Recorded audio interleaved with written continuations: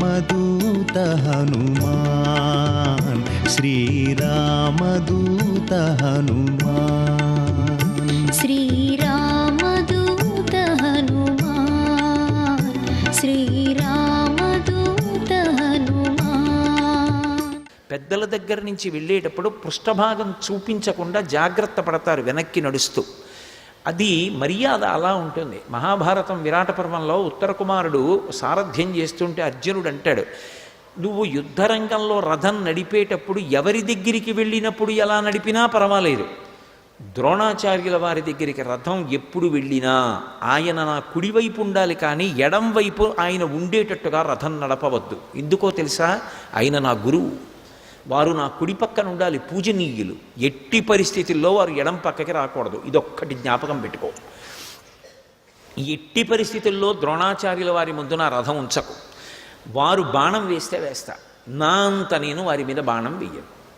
ఒక గురువు అంత కట్టుబడిపోయాడు. తనని తాను పొగుడుకుంటే చచ్చిపోయినట్టు లెక్క అని ఒకప్పుడు నేను చచ్చిపోతానని ప్రతిజ్ఞ చేశాడు అర్జునుడు పొరపాటున. అనేశాడు, చటుక్కుని ధర్మరాజు గారి దగ్గర అనేశాడు.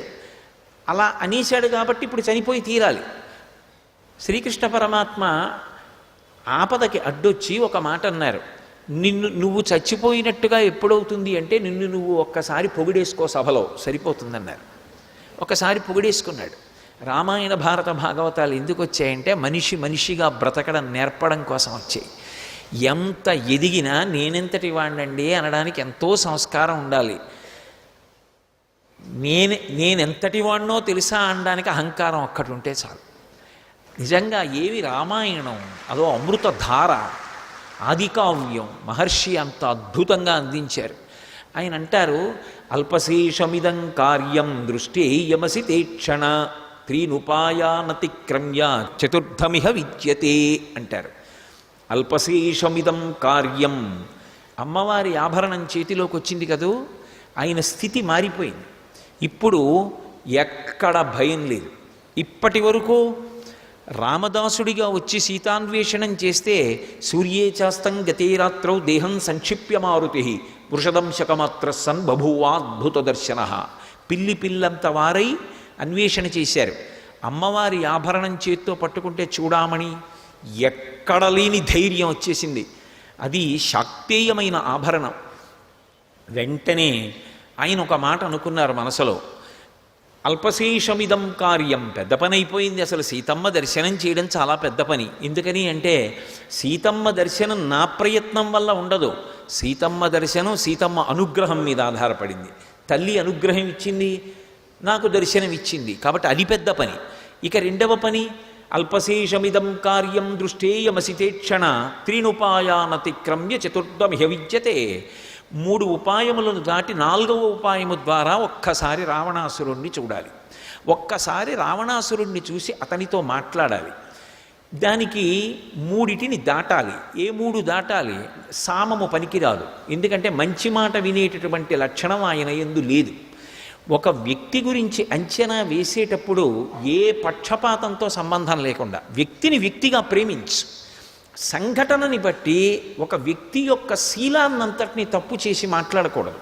మీరు రామాయణం చదివితే రాముడికి ఉన్న గొప్ప గుణాల్లో ఒకటి ఏమిటంటే అందరినీ అడుగుతాడు ఏదైనా పని చేసే ముందు. అందరూ చెప్పింది వింటాడు, తన నిర్ణయం చెప్తాడు.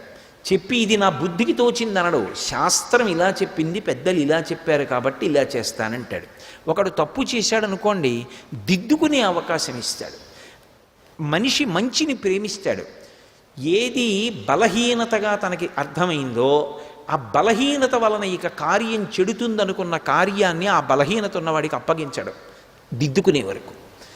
అసలు రాముడి లాంటి నాయకుడు మీకు కనపడడు. రాముణ్ణి ఉపాసన చేస్తే అద్భుతమైనటువంటి నాయకుడు తయారవుతాడు దేశంలో. కాబట్టి ఇప్పుడు ఆయన ఆలోచిస్తున్నారు, సామము రావణుని యందు పని చెయ్యదు. ఎందుకు పని చెయ్యదు అంటే మంచి మాట వినడం అనేటటువంటి లక్షణం ఉంటే నేను చెప్పడం ఏమిటి? ఎప్పుడో చెప్పాడు. అసలు మారీషుడు సీతాపహరణానికి పూర్వమే చెప్పేశాడు. ఆ తర్వాత భార్య చెప్పింది మండోదరి, తర్వాత కుంభకర్ణుడు చెప్పుంటాడు, విభీషణుడు ఎన్నో మాటలు చెప్పాడు, తల్లి కైకసి చెప్పింది. ఎవరి మాట విన్నాడు? మంచి మాట వినే అలవాటు లేదు. పైగా ఈ రాక్షసుల్ని బతిమాలి ఒకసారి మీ ప్రభువుని చూస్తానని అడిగితే పంపించే అలవాటు వీళ్ళకి అసలు లేదు. యథారాజా తథా ప్రజ. ఇక దానము, వీళ్ళు ఉంటున్నదే కాంచల లంక. అసలు ప్రపంచకంలో ఉన్నటువంటి అపురూపమైన వస్తువులన్నీ ఎత్తుకొచ్చి వాడు దాచాడు. ఇక నేను వాళ్ళకేమిచ్చి వెళ్ళను రావణ దర్శనానికి? దానము పనికిరాదు. భేదం, ఇక భేదాన్ని వీళ్లతో నేను శత్రుత్వాన్ని ప్రకటనం చేద్దామంటే ఎంతసేపు యుద్ధం చేస్తే రావణాసురుడు వస్తాడు యుద్ధానికి? అది అంతు తెలియని విషయం. కాబట్టి నాలుగవది ఏమిటి? దండోపాయం. వీళ్ళకి అత్యంత ప్రీతిపాత్రమైనది ఏదుందో అది పాడు చేసి వీళ్ళని కొడితే ఖచ్చితంగా వీళ్ళు నన్ను పట్టుకెళ్ళి రావణాసురుడి ముందు నించోబెడతారు. అప్పుడు నా ప్రయత్నం పూర్తయిపోతుంది, రావణ దర్శనం చేసేస్తాను. ఎందుకు రావణ దర్శనం అంటే ఏదో రావణాసురుణ్ణి చూడడం కోసం కాదు, 4 మంచి మాటలు చెప్పాలి. ఎందుకు అసలు రావణాసురుడికి మంచి మాటలు చెప్పవలసిన అవసరం ఏమిటి స్వామి హనుమకి అంటే దానిలో అనేకమైనటువంటి కారణాలు ఉన్నాయి. సర్వం శ్రీ ఉమామహేశ్వర పరబ్రహ్మార్పణమస్తు. స్వస్తి.